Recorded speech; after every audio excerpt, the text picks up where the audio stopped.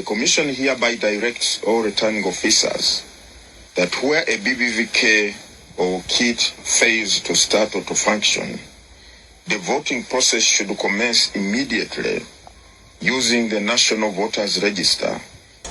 So should the Electoral Commission subvert their voice, they have every right, as per Article 29 of our Constitution, to protest unarmed and non-violently. Absolutely, you can do that. That is a constitutional right. This time, Bobi Wine is asking Ugandans to cast a protest vote against the authoritarian government of President Yoweri Museveni. Well, and how do we now even know if the elections are fair? Talk about no transparency, cutting down the internet. I mean, how is this election supposed to be credible? It's not supposed to be. That's what they want. They want to make sure the election is not credible. If you cut off the internet, if you arrest your political opponents, his supporters, assault them, if you deploy the police and the military at the home of your political opponent, it's not fair. You're watching Mordecai Marissa Live Political Commentary. Please consider subscribing to help grow Uganda's Voices of Struggle ecosystem. Thank you. I cannot appreciate you enough for using your valuable time to always go on social media, break down things for people.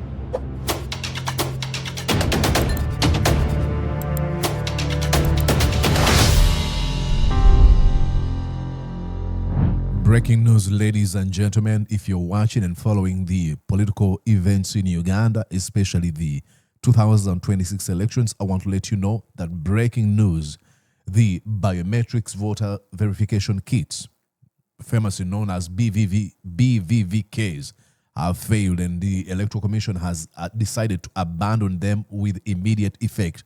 I'll go on and show you what the head of the Electoral Commission had to say in Uganda. This is Simon Byabakama, the head of the Electoral Commission. You won't believe how much money was wasted on purchasing these machines that have failed.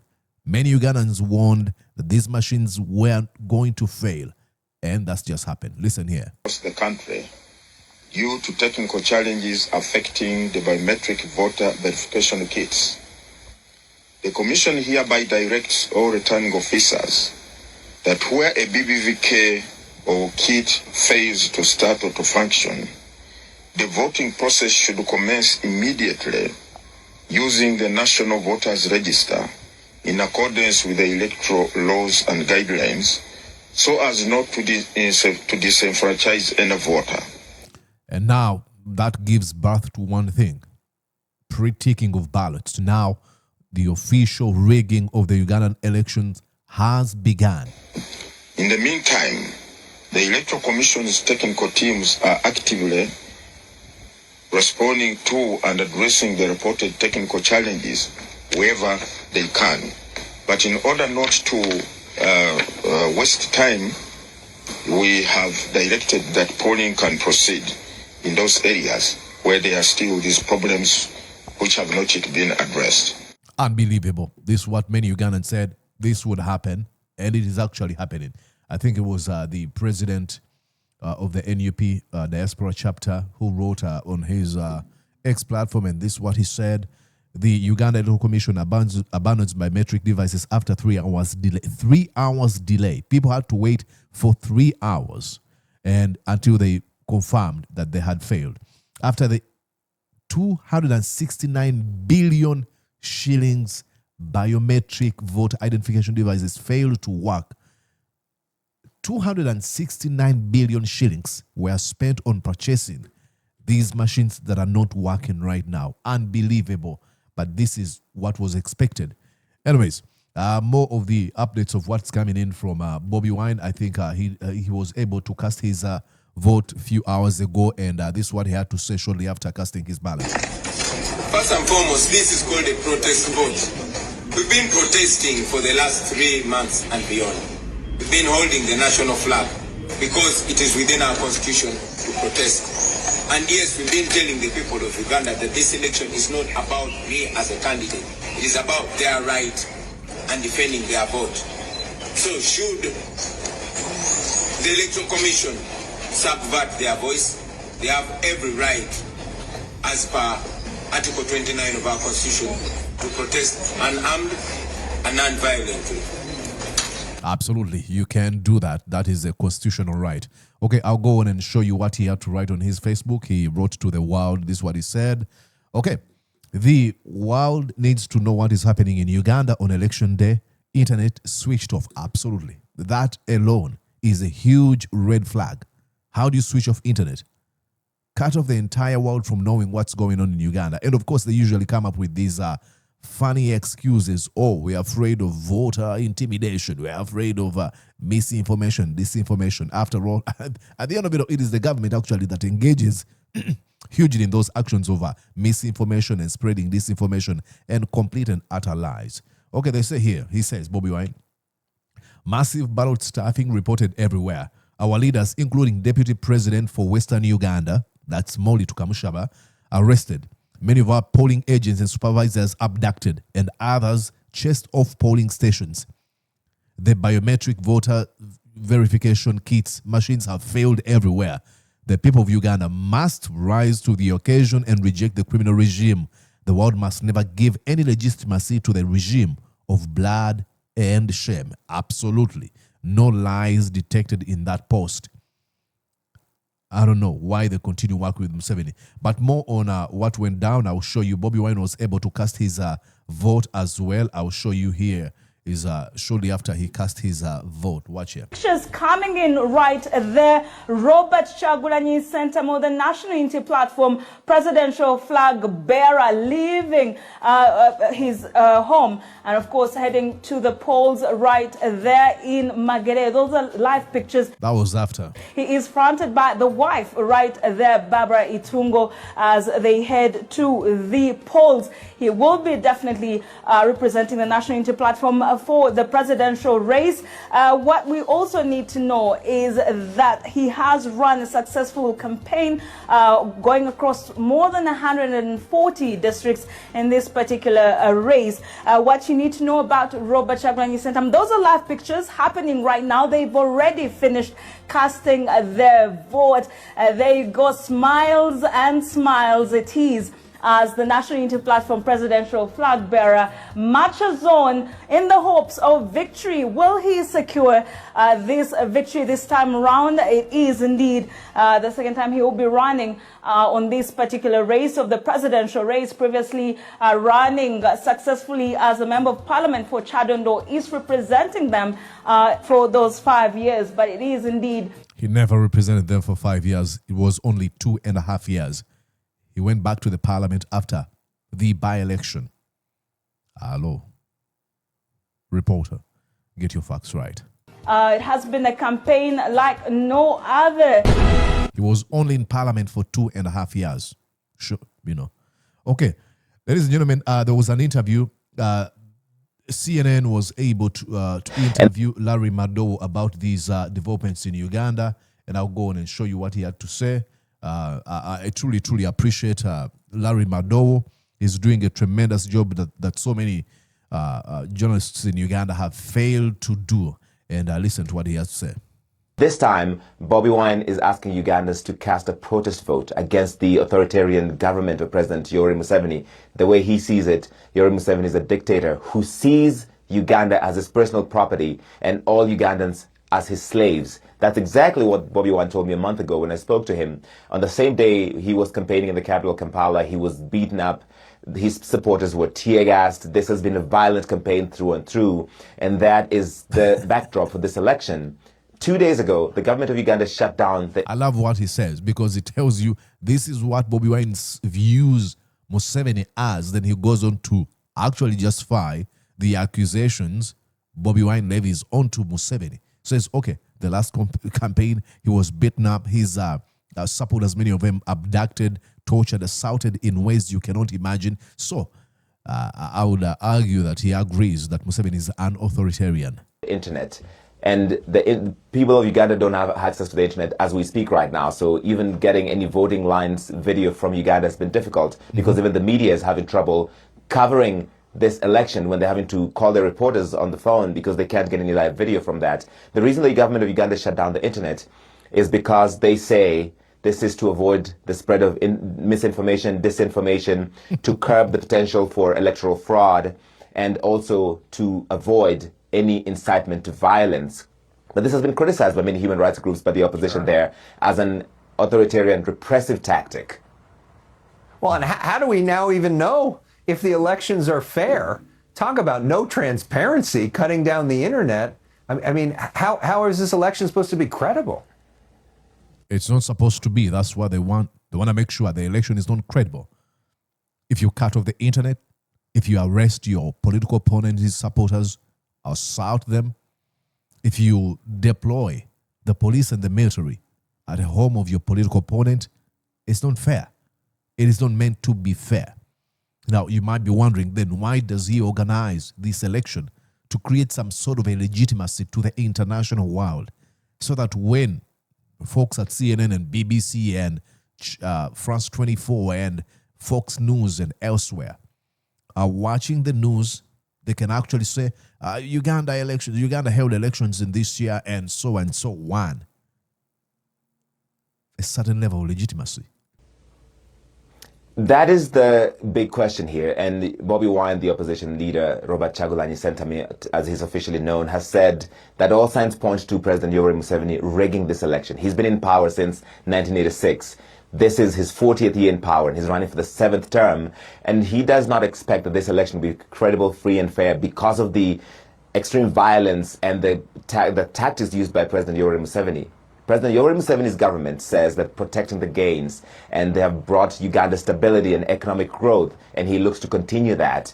But Bobi Wine told CNN a few days ago that if Yoweri Museveni rigs this election, the people of Uganda must rise up to defend their victory. So in the next few days, we'll get to know if he does win, or it's another continuation of Yoweri Museveni's rule for another 5 years, bringing his rule into 45 years. The man is in his 80s now, and the signs of age are starting to show. Yeah, I mean, he first took office in 1986, the year that I was born, and has been there that whole time. And this time... Unbelievable. That's what we're known of. I mean, there's no way you would convince me in any way whatsoever that you're such a good leader that you want to lead your people for 45 years. And this is a conclusion of so many people, even his supporters actually. Every time you argue against Museveni, the response is always to threaten to get you abducted, tortured, and killed. They cannot defend Museveni on ideology because of what importance is an ideology if your political opponents are going to be treated like not even animals. They're going to be disrespected, their rights abused. It is really, really sad. But I was telling you about this is Museveni cast his vote as well. He's right there pretending like, oh, he's this experiment actually works. Look at him. He stands in a line. Look at he pretends like, oh, he's in a line waiting to vote. These are all lies. This is all to try to pretend like, okay, see, can you see me? I also participate in this experiment, so you should trust this. Okay, all right. This is the document that was released by the Uganda Electoral Commission. Guidance on verification of voters at polling stations. The Electoral Commission has received reports that voting has not commenced at some polling stations across the country due to technical challenges affecting the biometric voter verification kits. The Commission hereby guides all returning officers that where BVVVK fails to start the voting process should commence immediately using the National Voters Register in accordance with the electoral law and guidelines, so as not to disenfranchise any voter. In the meantime, the Electoral Commission's technical teams are actively responding to and addressing the reported technical challenges. They're not responding to nothing. They knew this was going to happen. And Ugandans have, remember, Ugandans have been threatened to be abducted, to be assaulted, to be tortured in ways if they remained at the polling station too protect their vote. Now, the law requires, if you really wanted to start the polling station, stay 20 meters away.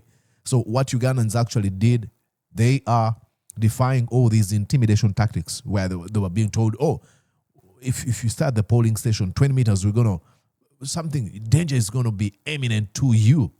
Now, Ugandans are actually having tape measures and measuring 20 meters away from the polling station.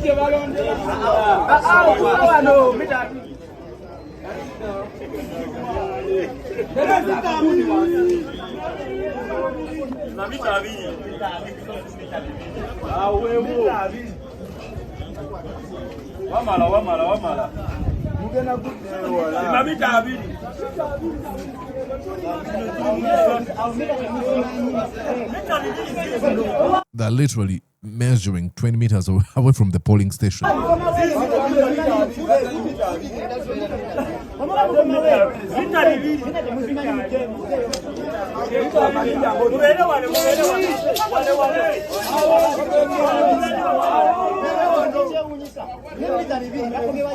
Banaye mumaze okulonda okulonda kubadde kutya banaye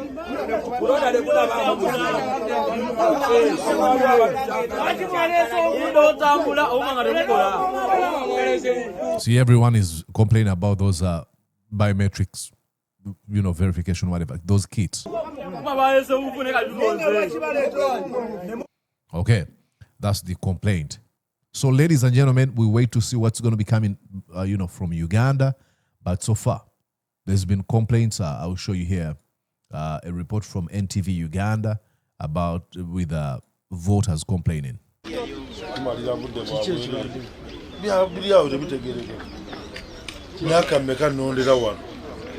ate bangamba simanyi 06 05 bisibitegeera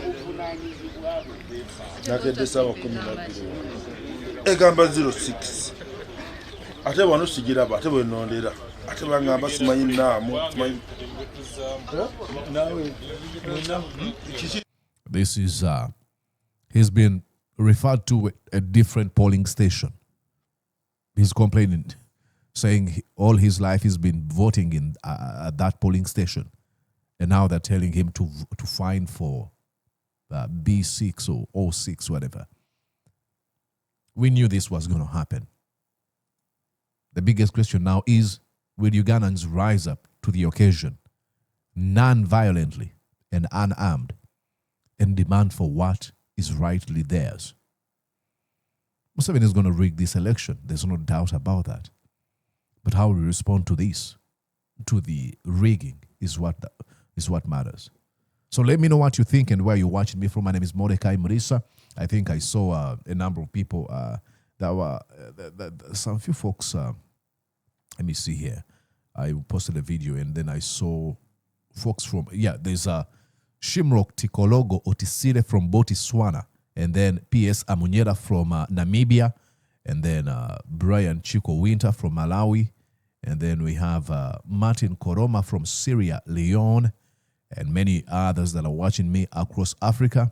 Folks from Uganda who are able to access internet despite of the shutdown. Those in the USA, many in Europe.